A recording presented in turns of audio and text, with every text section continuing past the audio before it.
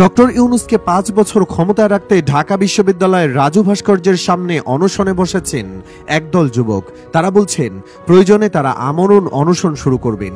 বাংলাদেশ সংস্কার আন্দোলন ব্যানারে গত 18 এপ্রিল শুক্রবার থেকে এই কর্মসূচি চালিয়ে আসছেন তারা। শুক্রবার সন্ধ্যায় আন্দোলনকারীরা জানান, জুলাই আগস্টে ছাত্র জনতার গণ অভ্যুত্থানের মাধ্যমে বাংলাদেশের মানুষ যা পেয়েছে সেখানে দরকার আমূল সংস্কার। এই সংস্কারের জন্য প্রধান উপদেষ্টা অধ্যাপক ডক্টর মোহাম্মদ ইউনূসকে আরো 5 বছর ক্ষমতায় দেখতে চান তারা। এই অবস্থান কর্মসূচি 1 সপ্তাহ চলবে। দাবি বাস্তবায়ন না হলে আমরণ অনশনে বসবেন তারা। অনশনে অংশগ্রহণকারী একদল যুবক বলেন, আমরা ডক্টর ইউনূস স্যারকে আগামী 5 বছর চাই, কারণ তার 5 বছরের মধ্যে রাষ্ট্রের সব সংস্কার শেষ হবে।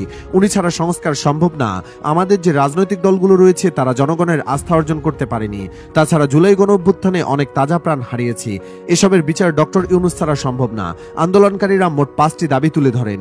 এগুলো হলো, অন্তর্বর্তী সরকারের মেয়াদকালে জুলাইয়ের ছাত্র জনতার প্রাণ হননের বিচার করতে হবে। আগামী 5 বছরে কোনো নির্বাচন হবে না। আগে স্থানীয় নির্বাচন এবং পরে জাতীয় নির্বাচন দিতে হবে। নির্বাচনে অংশ নিতে চাওয়া প্রার্থীদের শিক্ষাগত যোগ্যতা স্নাতক করতে হবে এবং বিভিন্ন জায়গায় ফ্যাসিস্টের দোসরদের অপসারণ করতে হবে।